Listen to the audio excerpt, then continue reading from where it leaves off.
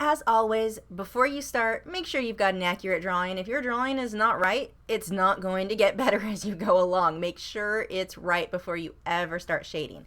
Now for this one, just to block in a background, I'm using graphite powder. This one is by Generals, and a soft paintbrush, and I'm just smudging this in here. This gets graphite into all the little crevices of the paper, so when I go over with the pencil, I don't have any of those little white bits showing through, which can help you to avoid that grainy, gritty look. It's also very messy. You don't want to breathe it in. I believe the jar says that that's not the healthiest thing to do, so something to be aware of. You can see it's kind of hard to stay within your lines with this stuff. Again, it is very messy. It's not as bad if you were working flat. With me working upright, you can see it just kind of falls down because of gravity. Yay, gravity. So I'm coming through, I quickly realized my lines are not dark enough to use the graphite powder with, so I just darkened those up so I didn't lose them. And this is where I often say, when you trace things out, you still have to know how to freehand, because you're going to lose those lines as you work, which is evident here. I lost a lot of these lines and had to come back through and freehand that. If I were not able to do that, that would have been a huge issue at this point. So for those who say freehand or tracing is cheating and it's not really your art and whatever, it's a time saver. It is just a tool. You still, I mean, your end result, if you can't draw, it's obvious in your end result. So you can see I'm just coming back through, shading all of this in here. Gets you a very nice look. This is actually a really cool, wow, words. Hard. It's a really cool art supply to use for doing clouds, really soft clouds if you're working in graphite. It's much faster than just using the pencil. And I never personally use this by itself. I always like it just as a sort of base layer. You don't see me use it often at all. I decided to use the little sponge just to get my edges clean. The problem with using the sponges with the graphite powder is you really see your lines a lot. Anywhere where you make a little stroke with that, they're pretty obvious. So I usually just keep those sponges for my edges.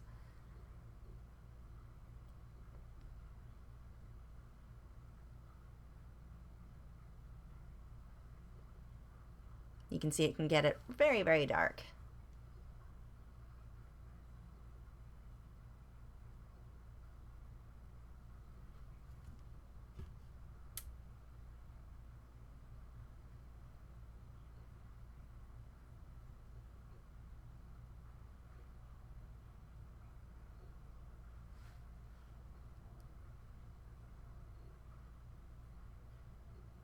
And I think with hands, you've got to keep in mind, they are as important. If you're including them in your artwork, they are as important as everything else. It's so easy to think, it's a hand. I'll just draw little sausages really quick on the end of a stick, and yeah, that's a hand. It's not. That is not what a hand looks like. And you've probably seen, if you've tried drawing it that way, that it didn't come out very good. With hands, they take longer for me than anything else. If I were to draw a hand and a face, I'm going to spend just as long on the hand as I do on the face. I mean, probably longer. Hands take forever. And I don't say that to discourage you from drawing hands. I say it to prepare you so that you're ready for it before you get started. It is one of the best things you can learn how to draw because they are so difficult. You want to watch too, when you're coming up with your drawing, if you're taking reference photos yourself, the position of the hand. You wouldn't want to draw a hand that's splayed out. You know how when we were kids and we traced our fingers to draw little turkeys? You don't want to draw a hand that is flattened out like that. It's not going to look very good. You really want to watch the positioning of the fingers and how that's angled. You don't want it to look too stiff. So there are a lot of things to keep in mind when drawing hands. And again, making sure that that drawing is accurate is a really big deal. And notice every little detail. I mean, here, you would think, okay, a straight line to the hand. No, it's a straight line and then a bump where my wrist bone is. This is actually my hand. And mine's a bit more extreme, and especially in this angle and the lighting, because I do have really bony hands.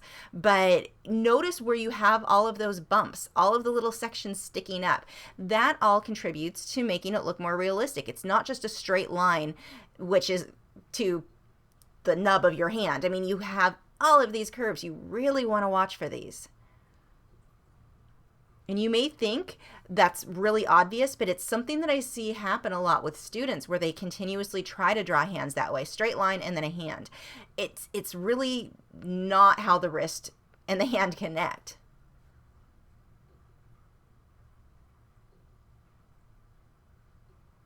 And that paper you see under my hand, that is glassine to keep me from smudging and getting graphite all over the side of my hand. So I've switched. I got my base layer down with that graphite powder, and now I've switched over to my Faber-Castell pencils. I will be using my Faber-Castell 9000 series pencils along with my mechanical pencil with the AN4B lead.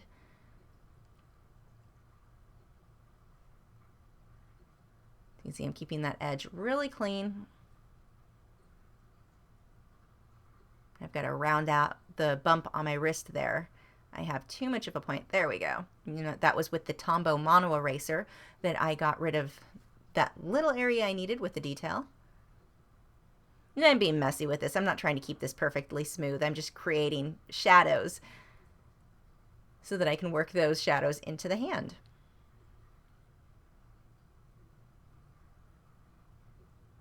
You can see how nice and dark this gets, having had the graphite powder on first. It just made it a lot easier.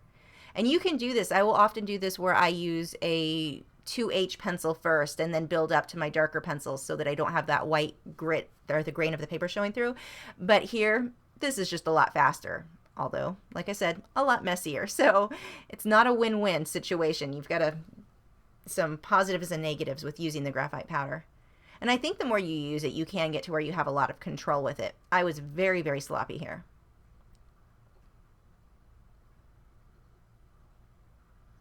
So there, I am using my shading tool to smudge that out.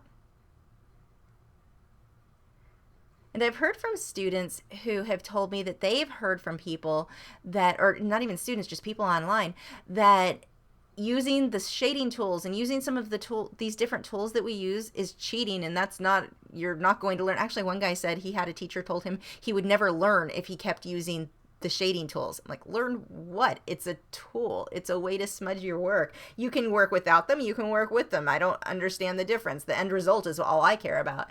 So if you guys hear a lot of that negativity from random artists, don't listen to it. Use whatever tools you like and what work best for you. You will have this elitist attitude for some reason from a lot of people, and I've heard it a lot with graphite, where they get so picky. You can't use this, you can't use that. I don't understand the whys of any of that. I think people just like to make up random rules.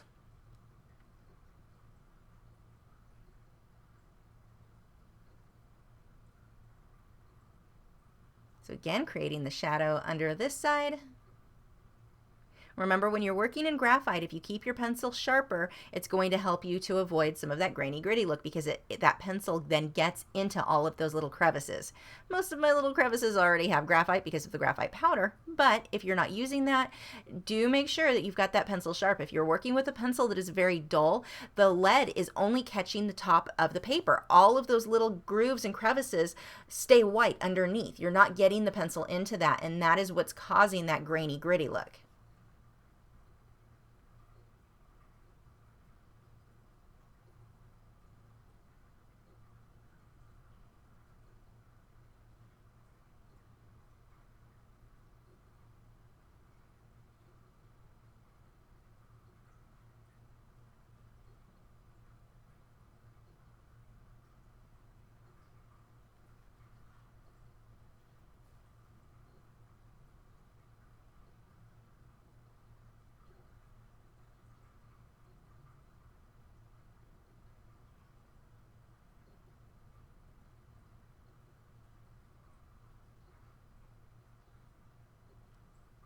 And this shadow isn't done in a way to necessarily make sense or be accurate as far as lighting goes. I just wanted dark in the background to fade out. That's really all this is. And I just continue shading all the way around the hand and fingers like this. So we can go ahead and speed this video up for this section because I think you guys get the point.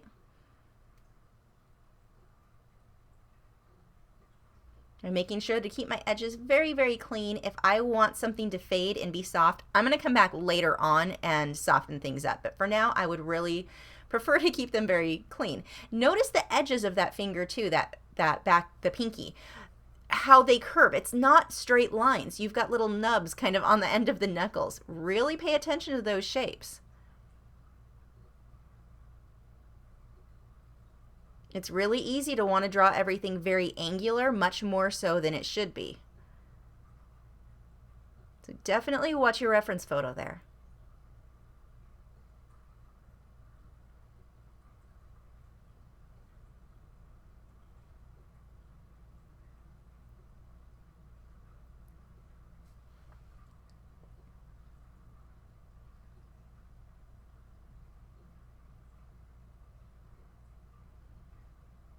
So now we can go ahead and slow this down and get started on that pinky.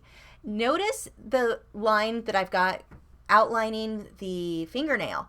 Don't go too dark on that. And mine's on the dark side. The darker you go, it starts making it look like the nail bed is very dirty. So be careful of that, how you're shading that. So I've got this darkest portion here. I've got a very straight, well, very clean edge, I should say, between the pinky and my ring finger there. And then it fades up. That shadow is going to fade up into the pinky. So I've got the harsh line on one end and then soft on the other here. You really want to watch your shadows here and try to avoid having a lot of lines, like straight or just outlines. People and hands and anything to do with a person or even animal, they're not outlined. We don't have outlines. We have shadows, and you really want to create that. So even though I've got that harsher line up against my ring finger, it's not just a line, it's a shadow. If I drew just a straight line there, I suddenly turned this hand into a cartoon.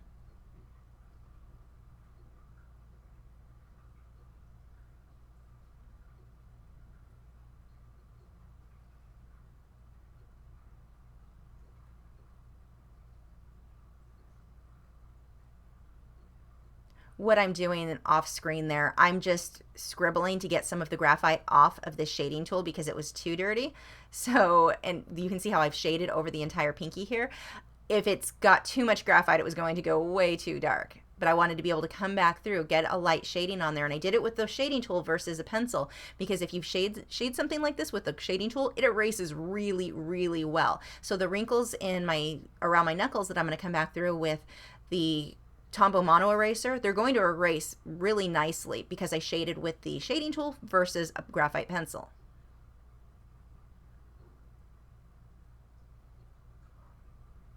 Now, one tip, and I posted this over on Facebook, but if you guys are having a hard time judging your values, I mean, I've already got the darks in around the hand, but if you're still having a hard time judging your values, because we have a tendency to want to go way too light when we're drawing portraits in black and white, you put a black piece of paper, just regular art paper. I put a black piece of paper up against where the fingers where I was working. And I have a photo of that. Again, it's over on Facebook if you want to see it, but it makes it so much easier to judge your values. So if that is something that you're struggling with, that black piece of paper covering part of your work, like the white portion of the hand, that does make it easier.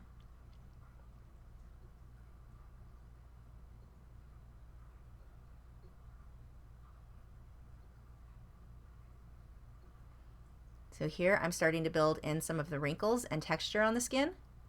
And you really want to watch how much you do with this. The more you do, the more you age the hand. So if you've got a teenage girl, she probably does not want too much texture and too many wrinkles on her hand. Watch for that.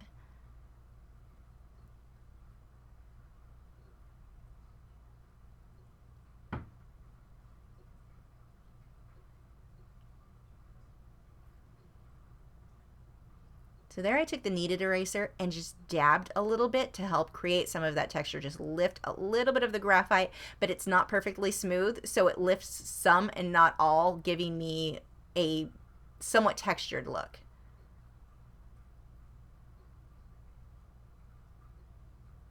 Softening out that edge with that kneaded eraser.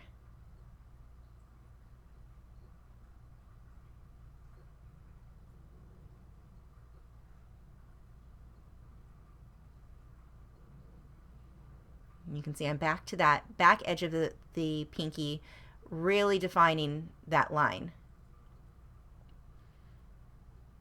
Now, if I were to draw this hand up against a white background and I had the light portion of the pinky there, I wouldn't try to outline that. I would let it somewhat fade into that background. But here, because I've already got the contrast, I've got the dark in the back, I want to make sure that I have that well defined. So deciding where you put harsh and soft lines, in many cases, it's as simple as what's behind it. If I've got a light background against a light subject, I can create more contrast, but I can also let that fade out. And in this case, that's what I would have done. If that dark wasn't behind the pinky, I would have kept it very soft. I wouldn't try to create that hard edge that I have between that black dark background and the pinky now.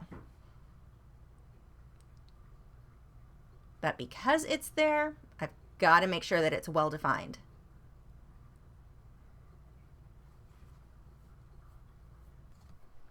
Now, rings. I will include rings whenever possible. It's very similar to when I draw horses. I love drawing the head halter. When you include these little details, it actually makes the work look better, and it's easier to make it look good. Sometimes when you simplify things too much, or if it's a very simple drawing, it's harder to make it look good than it's something that has a lot of detail. And so here, that ring draws a little bit more attention to this area and attention away from some of the mistakes I may have done on the fingers or things that I didn't like as much. But that sort of little detail really, I think, adds a lot to a piece. Just like I said with the horses and leaving their halters on, I just love how that looks. And it creates a different set of shadows and more interest in what the viewer has to look at. Now, when drawing metal, remember, it's reflective. It's going to pick up on whatever is around it. And so in this case, you can see it's got a lot of darks. It's got a few highlights that I left very white, but for the most part, it's a lot darker than my skin too.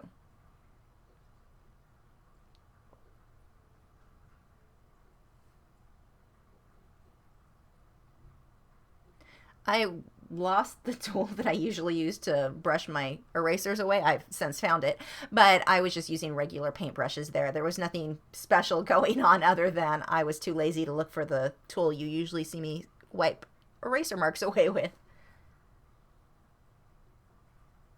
It had fallen behind my easel.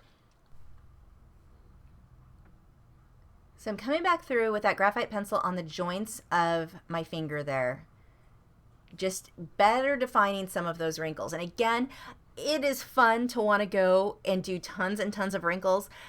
Watch your reference photo. Be careful not to do too many because you can age that hand by a lot. And I think that goes for a lot of the shadows as well. The more you add, you can start to get, in a case like this where my bones are showing so much on the back of my hand, you can start to get to where it almost looks like a skeleton, which again gives the viewer is going to assume age with that. So something to keep in mind.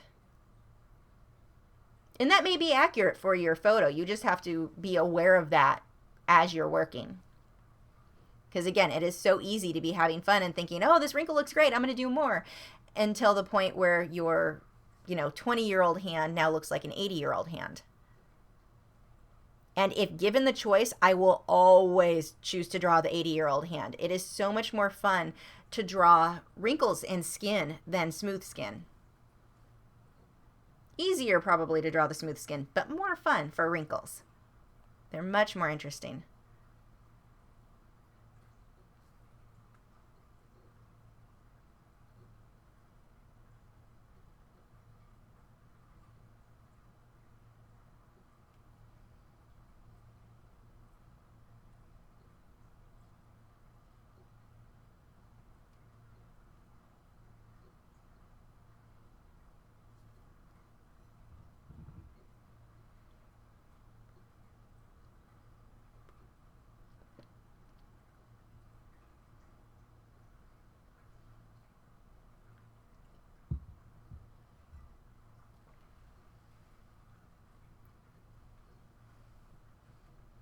So adding the shading around the nail bed there. And I will come back and keep adjusting the other fingers as I go. But it's easier for me, and I do this all the time. You guys are used to seeing me work this way. But it's easier for me to then work on what's next to the area I was working on and then go back once I get the other values blocked in.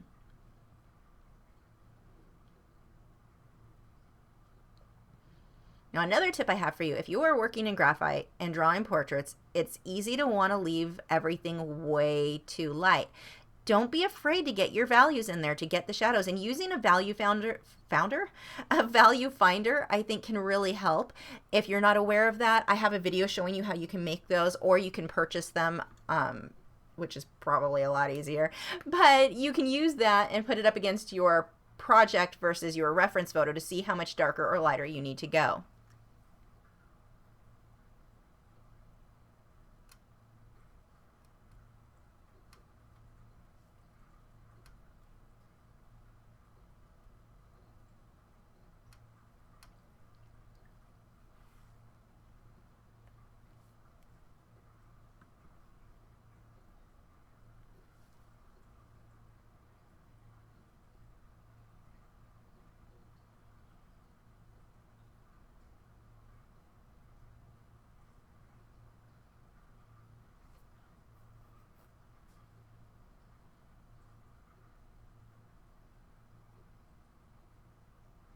So I'm just shading in a base layer here, and you can see I'm not leaving anything completely white on this hand.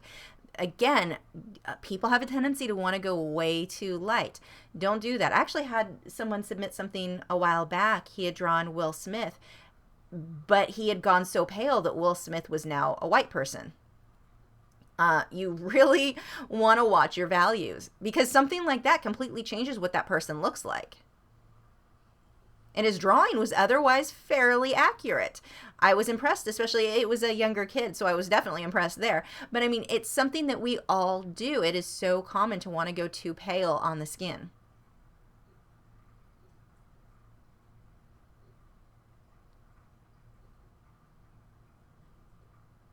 Now notice that curve that I just came around that joint on my finger.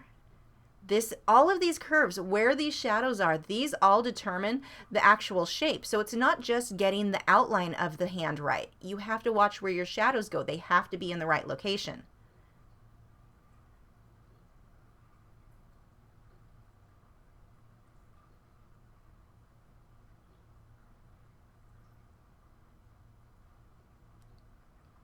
And you can see right now, because the front half of this ring finger is very straight, I'm going to have to adjust that and make it very obvious where the next joint is, because that does look too long and straight there. And again, my outline is fine. It's not an issue of my outline. It's where I'm going to put my shadows.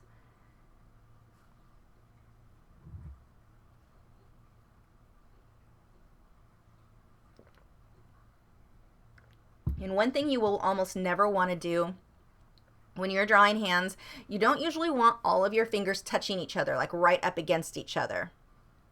You'll usually want a gap in between some of them.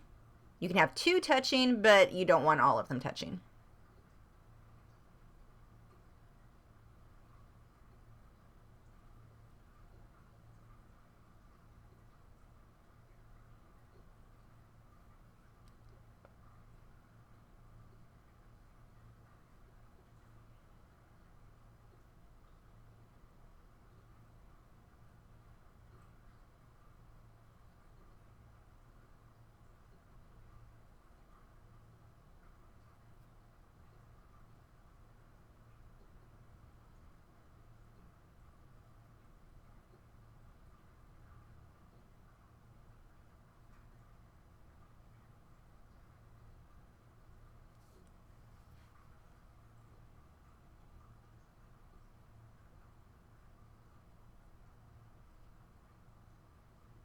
And just to give you an idea time-wise, I spent about 2 hours on the hand alone, not counting the shading in the background.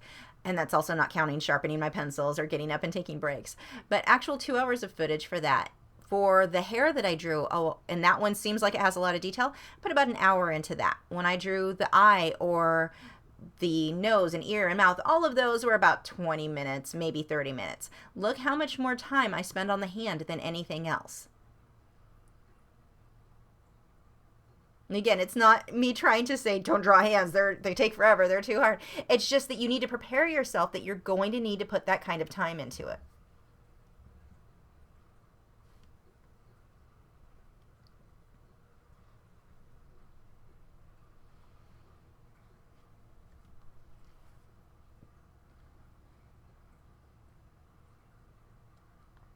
I think when we're aware of the reality of how much time needs to be spent on something, it makes it a lot easier. You can see I'm adding a bit of a shadow around that ring.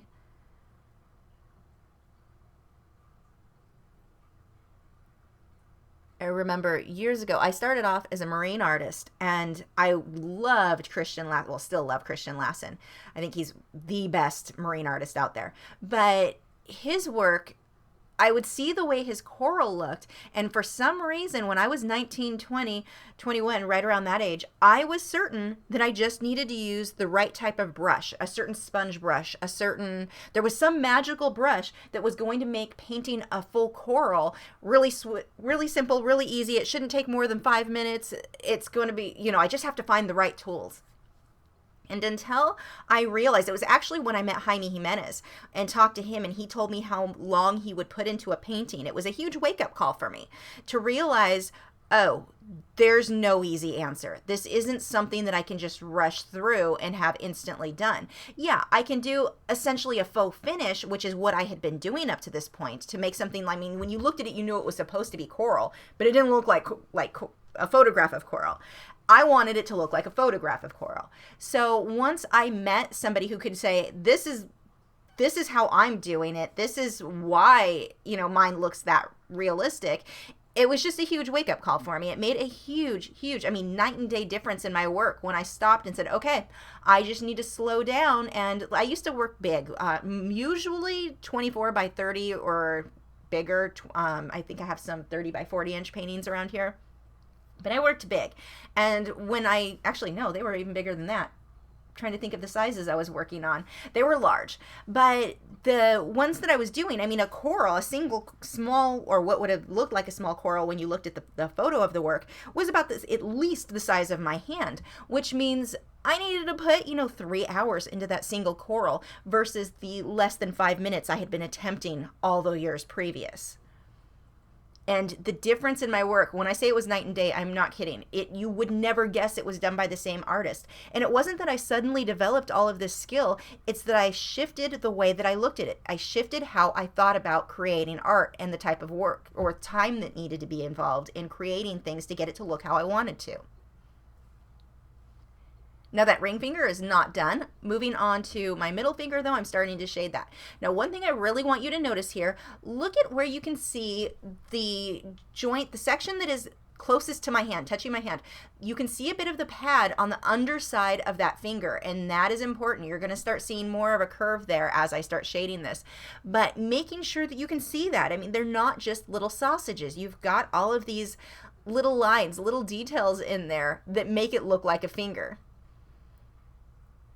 We like to draw rocks and clouds quite often in baked potato shapes and fingers in sausage shapes. So just realize that and try to avoid it as you're working. Notice the little details. Notice all of the shapes and the curves.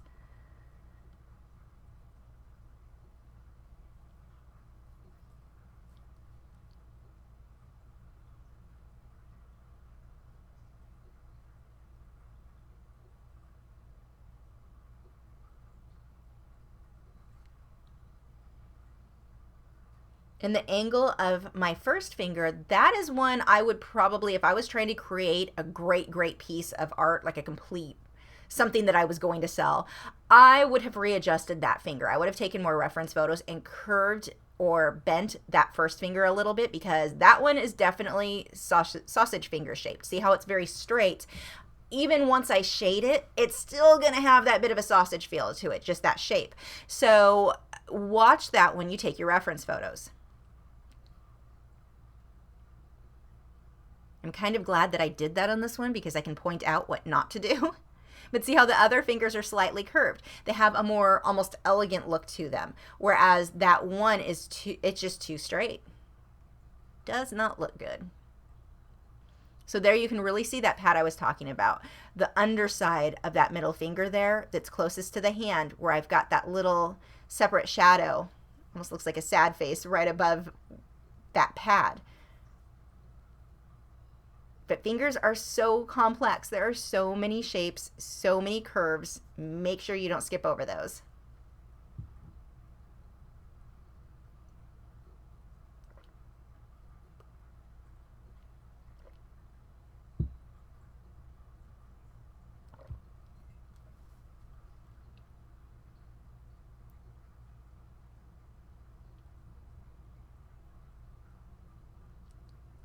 Now see this area, this is what I was talking about before with where you're going to fade light into dark or let something stay dark into dark. The underside of my middle finger here, you can see it's shadowed and it's up against that shadow. And see how I don't have a real definite line there? I let that shadow fade into the finger. Whereas the other side, which is highlighted up against shadow, that I leave that harsher line.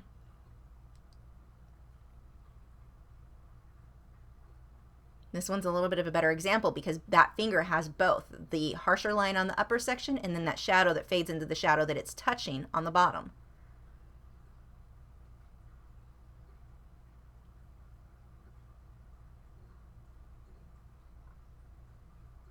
Another thing, if you are drawing a hand, just a single hand as a piece of artwork, make sure your shadows are accurate. Don't just draw this faded thing that I did here. I just wanted a dark background. Make sure, put a little bit more time into that, and make sure that your shadow is accurate because that's going to help your hand to look more realistic as well.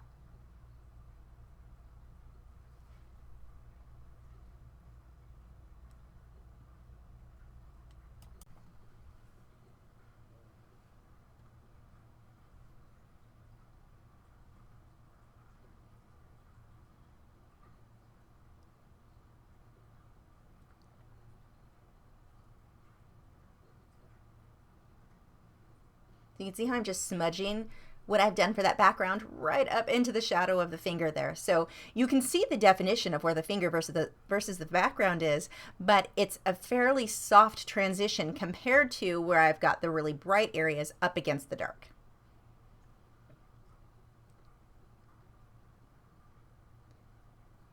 And you want to be careful not to overdo some of these highlights as well, because even if you have an area that needs a highlight, if you brighten it up too much, you can almost make it look like that area is deformed.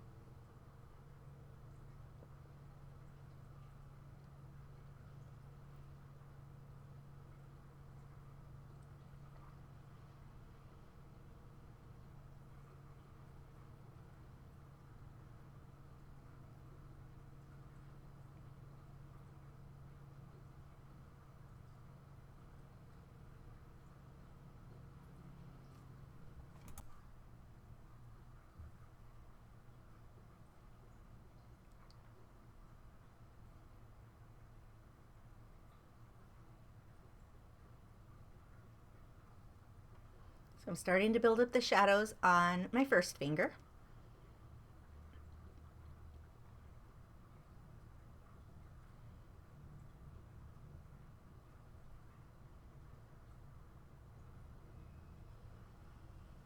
And I apologize if you guys are able to hear the construction going on in the background. They're doing renovations and painting and all kinds of stuff to my apartment complex or buildings, and yeah, there's not a whole lot I can do about that, so I apologize.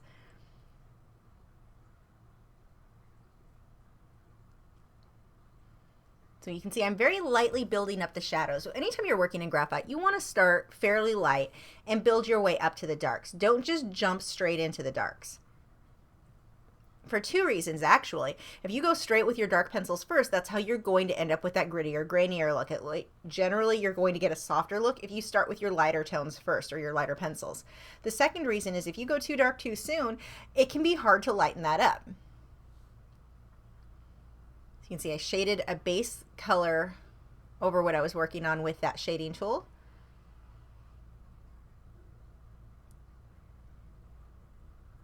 And now I'm building up those shadows. Just going to block some of these in around the hand. What they're doing by blocking in some of those that I can see, they kind of work as a bit like guidelines to me or markers. So it gives me a better idea on how light or dark the areas next to it need to be, what goes next to it, where highlights and shadows in general are. You can see I'm coming back through with the Tombow mono eraser and working on the wrinkles on all of my joints.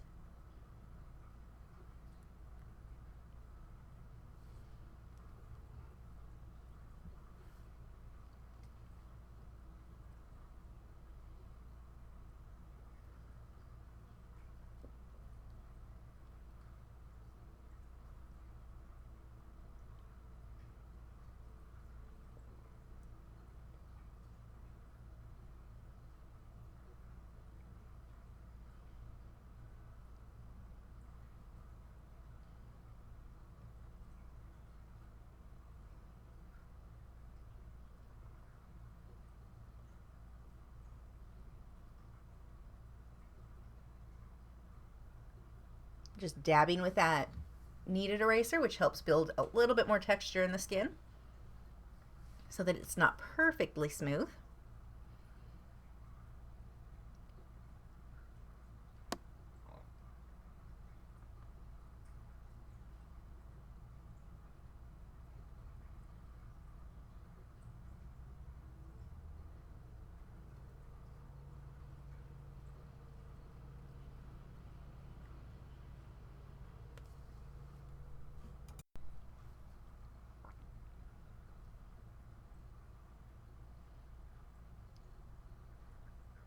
Now, sometimes when I'm using that kneaded eraser, it's not always just to create the texture of the skin. Sometimes I am actually trying to lighten an area up without having to take the Tombow mono eraser, which would give me too harsh of a line. It lets you slowly lift some of the graphite from the paper.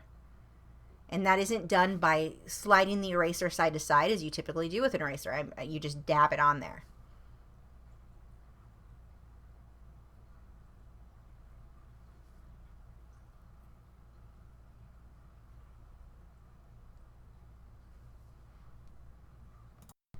I'm missing the clip where I did the base on the thumb, but it was done the exact same as the other fingers. I actually prefer drawing thumbs to the rest of the fingers because they're a little bit easier to make look good. I mean, it's just really the two joints there. Well, three if you count the knuckle. But you've got, they just are a lot easier to make look good. Part of it is because of the angle that they tend to lay, and part is that you've got less joints. You can see it's blocked in. I still will have to come back through and do the actual shading and highlights.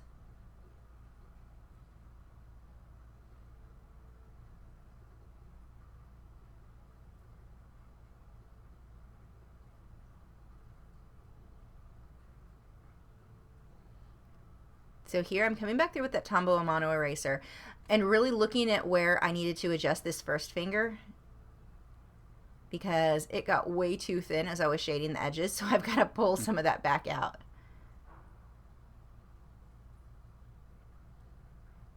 Okay, you can see how my thumb before was very smooth on this bottom edge. Look at how just that little bit of a shadow, little bit of detailing separated that curve of the bottom portions of the thumb. That's really important to pay attention to those little details, because you don't want it to just look like this kind of glob. You want there to be definition between each of these joints.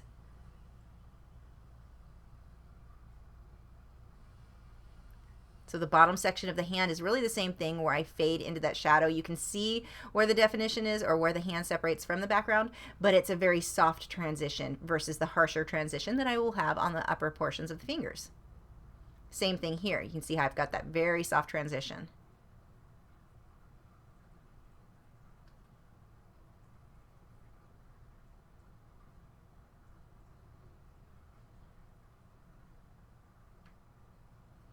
I'm just blocking in some of the areas that are going to be at the darkest portions.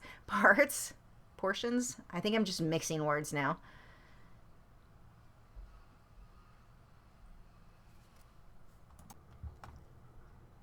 So as we get into the lines and the shadows of the bones on my hand here, they're not even going to be straight lines. They too will be shadows where they fade from the light to the dark.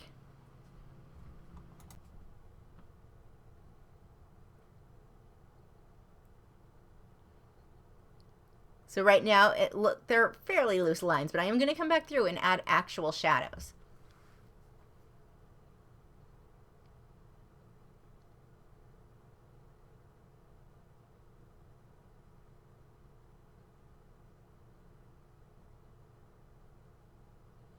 When you're drawing things like this, the darker that shadow is, the more pronounced that bone looks. So it looks like that person is that much thinner. Or scary in the case of this hand.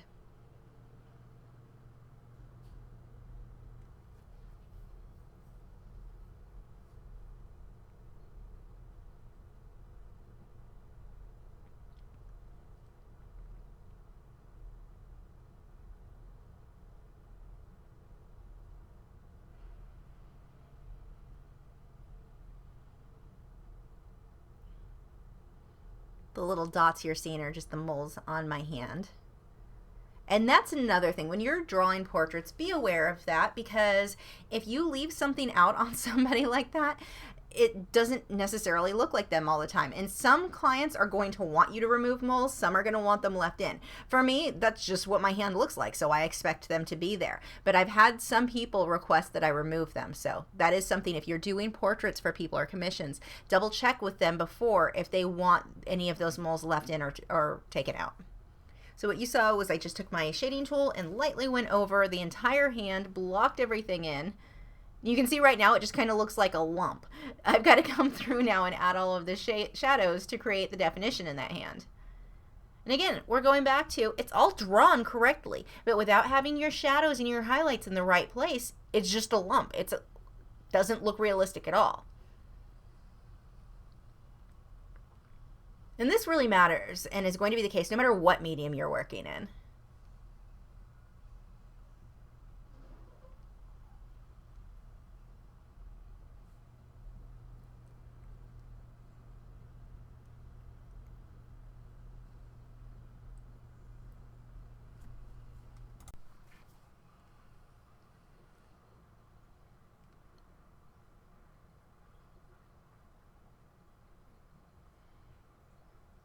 And notice subtle things like the back end of where my wrist or my arm is there, how that fades forward to the lighter section. It's not all one solid color like, okay, this is a light area, so it's all going to be the same value. There are so many different values and transitions between lights and darks.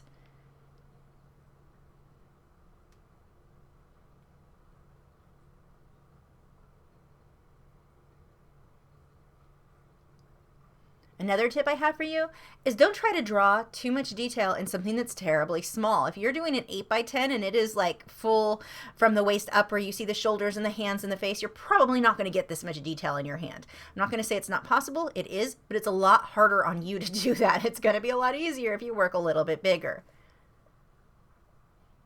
And especially if it's something that you're trying to get super, super realistic, you want to get all of the little lines and like every little detail in the skin, the texture in the skin, the bigger you go, the easier that is to do. So you can see those lines that I drew earlier, how now they're shadows. Now watch what happens as I start deepening these shadows. It makes it appear that those bones are sticking out further. So again, this comes back to giving that illusion of aging more.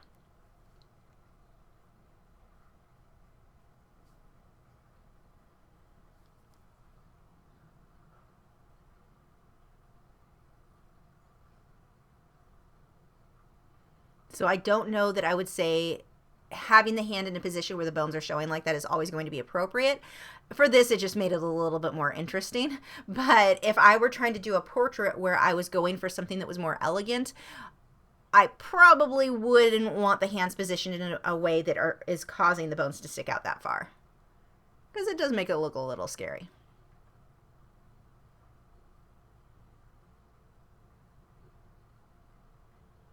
But as an artist, it makes it a little more fun.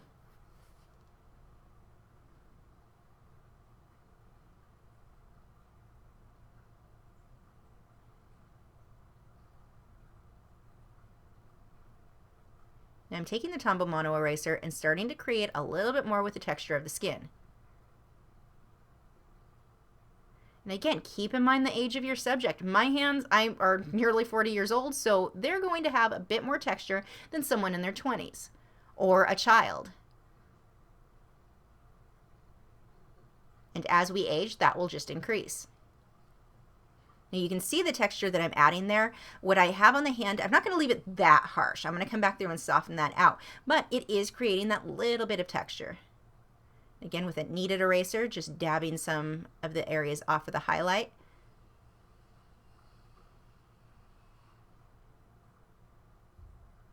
But too much, like what I have right there, it just looks like a bone. It doesn't look like skin over the bone. So I've got to make sure that I tone that down quite a bit. It's definitely at a very scary stage there.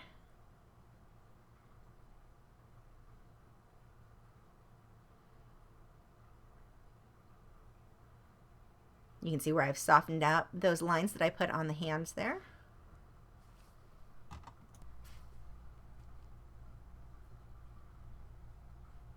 And this is one of the reasons that I like shading with a shading tool so much. Like I was saying earlier, I can come back through and erase and get so much texture so easily.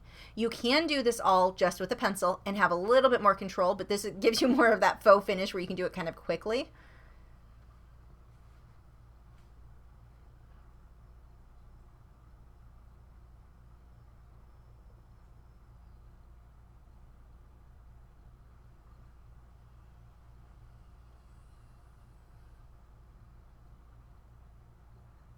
And if you've not drawn hands before, I so recommend it because it is just such good practice. There's so much you can learn between shading and paying attention to your reference photo and detail. There is a lot to learn in drawing hands. And you don't even have to get a reference photo. You can sit there and draw your own hand from life. Or sit in front of a mirror and draw that hand. Sometimes that's actually easier than trying to get a good reference photo of your own hand.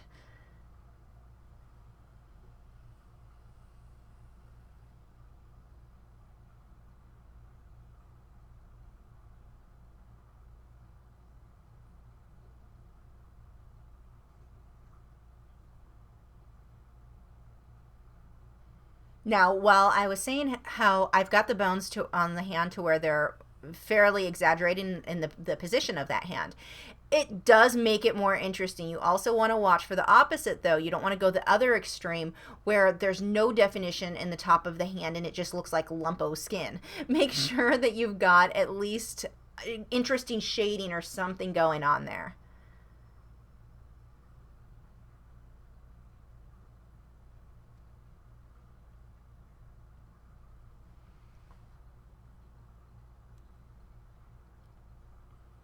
And you'll see I take the shading tool and kind of just lightly go over the lights and the darks, and it brings them together so that the transition between those lights and darks aren't quite as harsh. It's almost like where I would put a glaze with oil or acrylics, where it just tones things down. It brings those lights and darks together a bit more. And when I do that with that shading tool, I'm very, very light with it.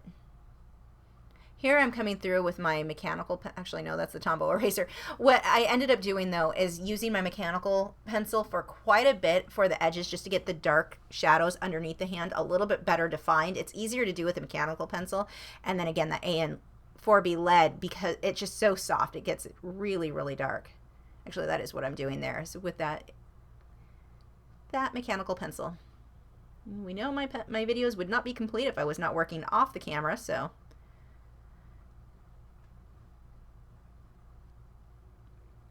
You can see how it just sharpens that edge just a little bit. Even though I had used the 8B Faber-Castell pencil, this is just that much darker.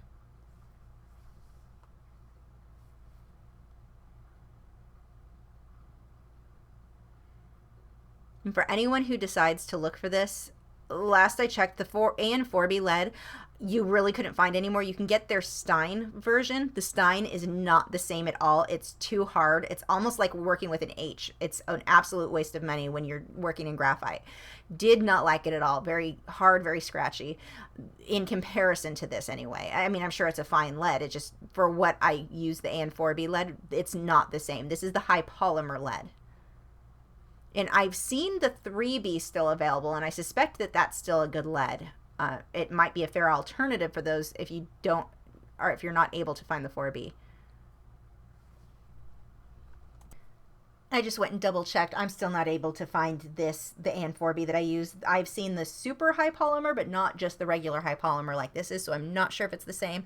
At some point, I'll probably order a pack of those or see if I can find them in the stores, just so I can test them out, and I will let you guys know when I do how that compares. But I know that the Stein one is terrible, and I do not recommend it for working with your graphite pieces. Well, not for trying to get it this dark, I should say. I'm sure they're usable for different techniques, just not for getting the really dark areas. The lead's just too hard. I think they were trying to make it, the 4B lead, the one that I use, it does break a lot. And it's a very soft lead, that's why it's so dark. And I suspect that maybe what they were trying to fix is something that didn't break as often, but that's kind of the nature of why it works as well as it does. So I'm not sure why they stopped making that. So what I'm doing right here, I'm coming back through with a very sharp pencil. This is a light pencil. This one is probably a 2H or an H. I'm not positive, but I'm coming through and starting to create some more of the wrinkles in the skin. And this is very much like when you're drawing hair on animals. You want to follow the direction of the fur. Here, I want to follow the direction of my wrinkles. Wow, things I never thought I'd say. But I'm keeping a very light hand. I don't want to go too dark with this. I'm just lightly creating that texture. And I keep stopping and checking the reference photo, checking my actual hand too. I mean, it's right there. I may as well use it.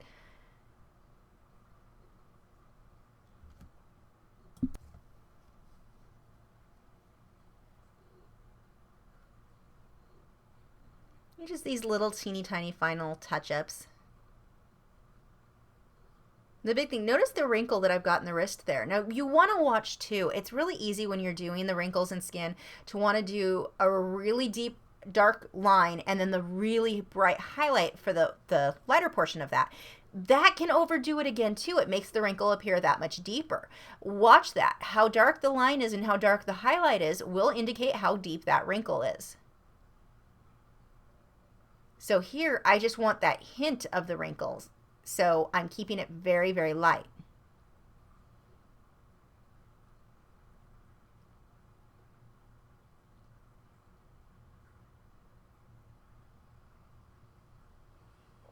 And this is going to be the same with the wrinkles that you do on the joints of the finger. When you overdo that, they make it look like they're that much deeper. And me, with the lighting that I had on this, they are very dark, but it also ages my hands quite a bit. I've noticed that before, where I'll try to take photos of my nails when I paint them in fun different patterns for friends to see. And depending on how I flatten that hand out, the way that the light will hit it will make those wrinkles appear that much more severe. I think it's one of the reasons so often nail artists will take photos of themselves, their nails finished, but while holding a nail polish bottle, because it stretches the skin there so you don't see all of those deep wrinkles. A lot of times if we get the lighting good enough to get a good photo of the fingernails, then it hypes up the wrinkles in those joints. Look at all the shadows I've got here. Again, so many values in the skin there on that hand. From light to dark to light to dark and all the mediums in between.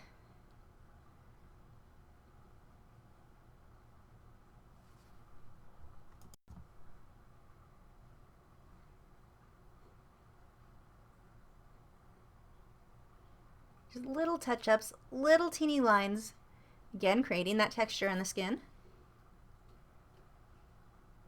They're subtle. They're not real harsh lines. And there is my finished drawing.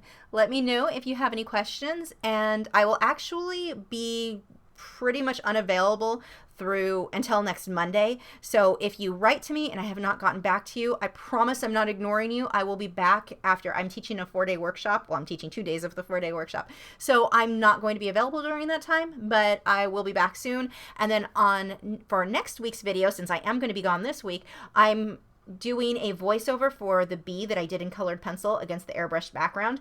I never had a voiceover for that video, but it was still taken with my better camera, I believe, so it should be a good video, and that one will be next week.